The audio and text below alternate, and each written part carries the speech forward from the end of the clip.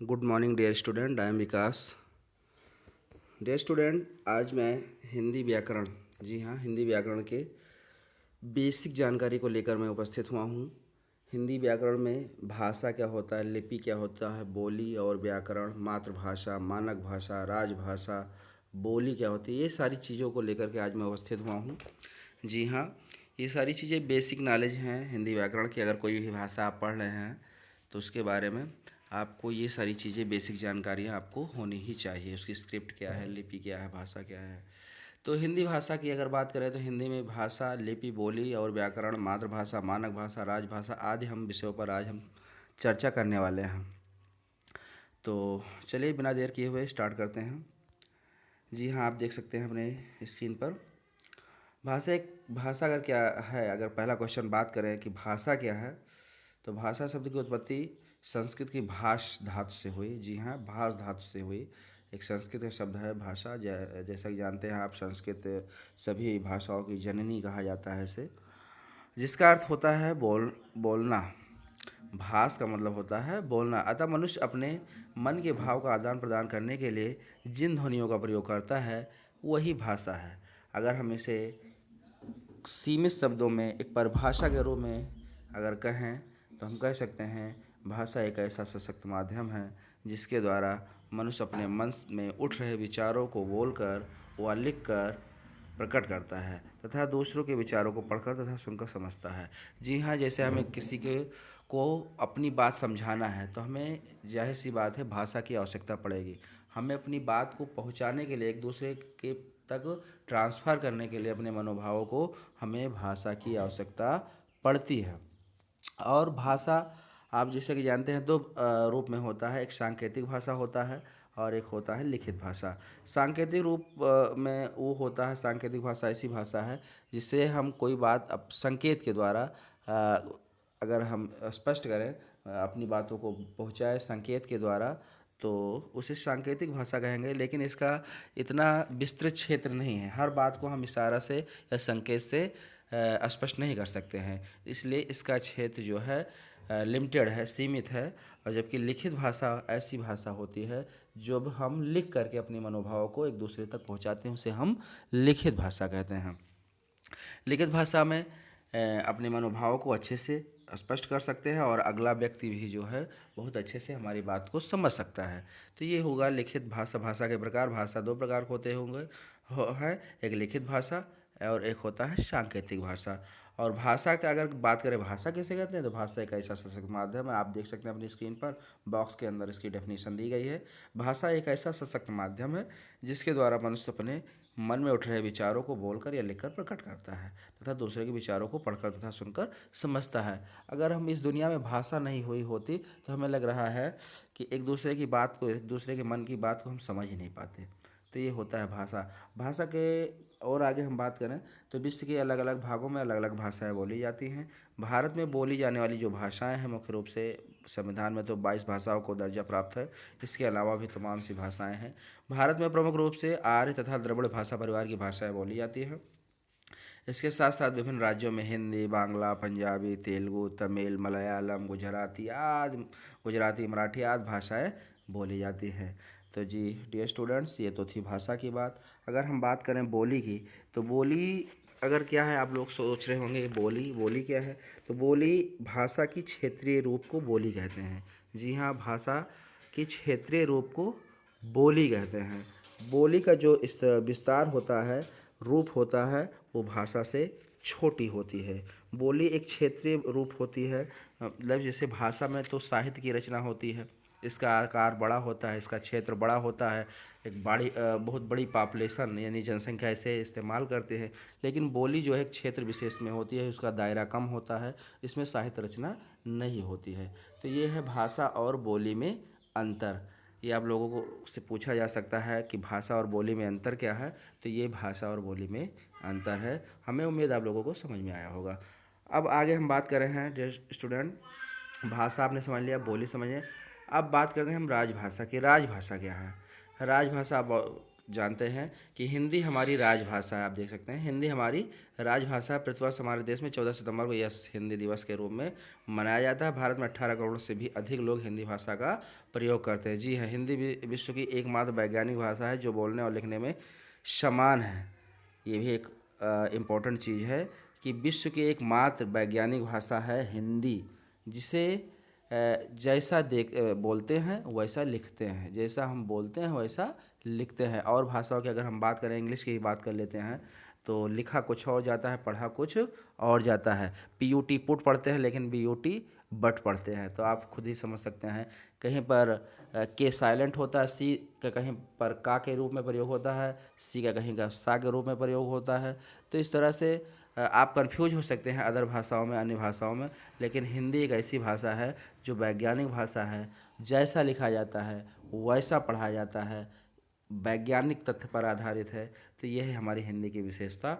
और हिंदी हमारी राजभाषा है, और इसी को बोले ये जो 14 सितंबर 1949 को राजभाषा के रूप में इसे दर्जा प्राप्त हुआ। इसी वजह से हर साल 14 सितंबर को हिंदी दिवस के रूप में भी मनाया जाता है। आप जानते होंगे हिंदी पखवाड़ा स्कूलों में मनाया जाता है, विद्यालयों में हिंदी पखवाड़ा 15 दिन का। और उस दिन हम लोग संकल्प लेते हैं कि ज़्यादा से ज़्यादा हम हिंदी का इस्तेमाल अपने दैनिक कार्यों में करेंगे। तो ये था हिंदी भाषा, राजभाषा। राजभाषा आप समझ में होंगे। नेक्स्ट की बात करें हम मानक भाषा। मानक भाषा क्या है? जी हाँ, विद्वानों और शिक्षाविदों द्वारा भाषा का मान्य तथ्य स्वीकृत रूप ही मानक भाषा कहलाता है। मतलब कि जो मानक संस्थान, हमारा एक मानक भाषा संस्थान भी है दिल्ली में, तो जो बड़े बड़े शिक्षाविद हैं, विद्वान हैं, उन्हें हर भाषा के जो एक रूप होता है, शब्द का रूप होता है, उसको स्वीकृति प्रदान करते हैं कि ये मानक भाषा का शब्द है, यही शब्द जो है मानक है। तो उसी को हम मानक भाषा का शब्द कहते हैं। हिंदी भाषा का क्षेत्र बहुत व्यापक है। देखिए आगे लिखा गया है, आप देख सकते हैं। हिंदी भाषा का क्षेत्र बहुत व्यापक है, इस कारण इस पर बोली और उपभाषाओं का भी प्रभाव पड़ता रहता है। बिल्कुल सही है। ऐसी स्थिति में भाषा में वर्णों या शब्दों के एक से अधिक रूप में प्रचलित हो जाते हैं, जिससे शब्द के मानक तथा शुद्ध रूप को पहचानने में कठिनाई हो जाती है। यही कारण है कि भाषा के जिस रूप को विद्वानों व शिक्षाविदों द्वारा स्वीकृत किया जाता है, उसे भाषा का मानक रूप कहते हैं। आप देख सकते हैं अपनी स्क्रीन पर कि आप देखिए एक तरफ दिया गया है अमानक भाषा। अगर देख बताएं हम आपको, तो ये है अमानक भाषा, और ये है मानक भाषा, और ये है फिर अमानक भाषा, ये मानक भाषा। देखिए नए, अगर हम पहले की बात करें तो नए नए ऐसे लिया गया है। ये बहुत लोग ऐसे लिखते हैं, या के ऊपर एक ही मात्रा लगा देते हैं, जबकि ये जो है ये अमानक भाषा है, ये मानक भाषा, ये गलत है। कुल मिलाकर के ये गलत है। और दूसरी तरफ से सामने देखिए मानक भाषा में दिया गया है नए, नए में ए लिखा गया है, तो ये मानक भाषा है। तो इस तरह से हमारे जो मानक संस्थान है वो निर्धारित करते हैं कि कौन सा शब्द नाम मानक होगा, कौन सा शब्द अमानक होगा। और भी देखिए दिया गया है, जिससे आप देख सकते हैं चाहिए। बहुत लोग ऐसे ऐसे चाहिए जो है इस्तेमाल करते हैं। चाहिए का ऐसे लिखते हैं, ये या लिख करके लिखते हैं, और जबकि सही उसका रूप ये होता है, ये आप देख सकते हैं। तो ये होता है मानक और अमानक रूप। आप और भी शब्द उदाहरण है पत्ता। बहुत लोग पत्ता जो है ऐसे लिखते हैं, ये जो कि अमानक रूप है, और सही मानक रूप पत्ता का ये है। इसी तरह ये भी अमानक रूप है, दूध का ये है। तो इस तरह से आप जो है मानक और अमानक भाषा को समझ सकते हैं। तो हमें उम्मीद है आप लोगों को ये भी समझ में आया होगा मानक भाषा क्या होता है, राजभाषा क्या होता है, उपभाषा क्या होता है। अब आगे हम बात करते हैं मातृभाषा की। मातृभाषा क्या होता है? जो भाषा बच्चा सर्वप्रथम अपने घर में अपने परिवार से सीखता है उसे मातृभाषा कहते हैं। जी हाँ, बच्चा जहाँ पैदा होता है वो बच्चा अपने माता पिता से जो भाषा सीखता है उसी को हम मातृभाषा कहते हैं। इसीलिए मातृभाषा इसका नाम भी है, मदर टंग इंग्लिश में कहते हैं, मदर टंग। जी हाँ, बच्चा भाषा का पहला पाठ अपनी माँ से सीखता है। तो भाषा माँ बोलती, जो भाषा माँ बोलती है वही भाषा बच्चा उससे सीखता है।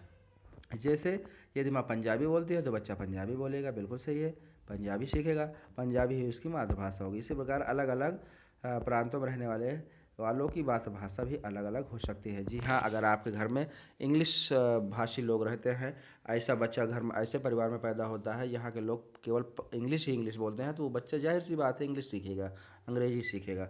लेकिन बच्चा हिंदी सीखने वाले लोगों के परिवार में रहता है, उसके माँ बाप, उनके समाज, उनके चारों तरफ पड़ोसी हिंदी बोलते हैं तो हिंदी सीखेगा। जैसी भाषा में वो पलेगा बढ़ेगा, बच्चा पैदा होगा, जहाँ पर रहेगा वही भाषा वो सीखेगा। तो ये होता है मातृभाषा। हमारी मातृभाषा जैसे हिंदी है। आप लोगों को हो सकता है दूसरे भाषा की मातृभाषा कुछ और हो, तो बहुत जो पंजाब पैदा हुए पंजाबी होगी, जहाँ गुजरात वाले गुजराती होगी, तो ये होगा मातृभाषा।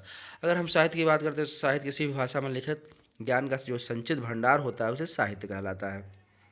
साहित्य में किसी देश तथा जाति के विचार लिखित रूप में वो संचित रहते हैं। जी हाँ, आप जानते हैं साहित्य की हर भाषा का अपना एक साहित्य होता है और वो उस भाषा का संचित भंडार होता है, ज्ञान का लिखित संचित भंडार होता है। साहित्य दो प्रकार के होते हैं, गद्य और पद्य। जी हाँ, आप जानते हैं गद्य रचना वो होती है जो गद्य में लिखी जाती है, उसमें तुकांत का लय का कोई आवश्यकता नहीं होती, जबकि पद्य में होता है जो तुकांतमय काव्यमय जिसे गाया जा सकता है, संगीतात्मकता का गुण हो, उसे हम पद्य साहित्य कहते हैं।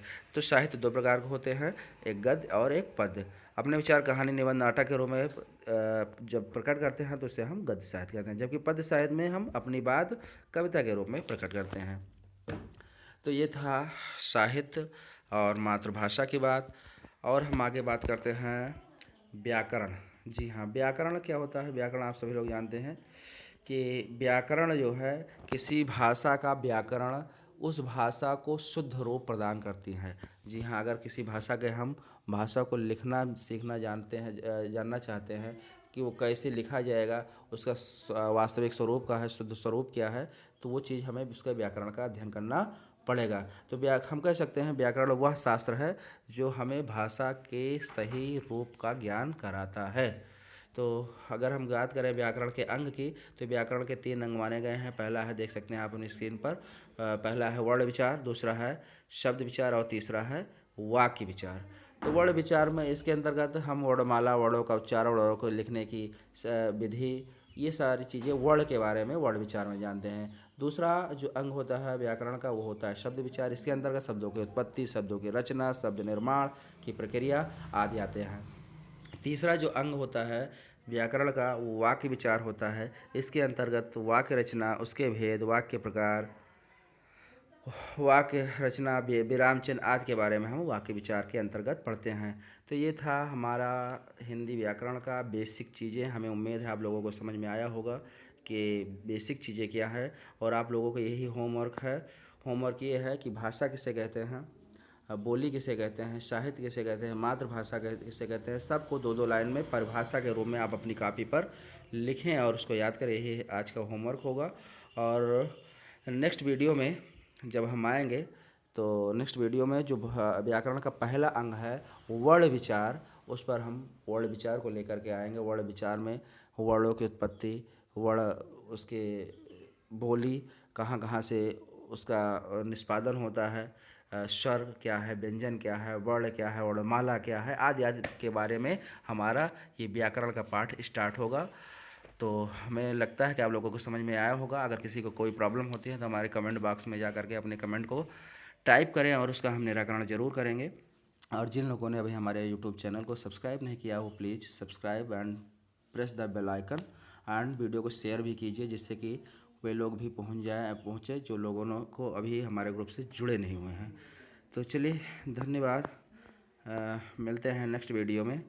और हम एक उम्मीद का अपील करते हैं कि आप लोग घरों में बैठे सैनिटाइज़र का यूज करें, बिना मतलब घरों से बाहर मत निकलें, इसलिए कि आप जैसा कि जानते हैं कोरोना महामारी और फैलते ही जाते हैं। चलिए ठीक है, मिलते हैं, बाय बाय नेक्स्ट वीडियो में। Thank you, take care, bye bye.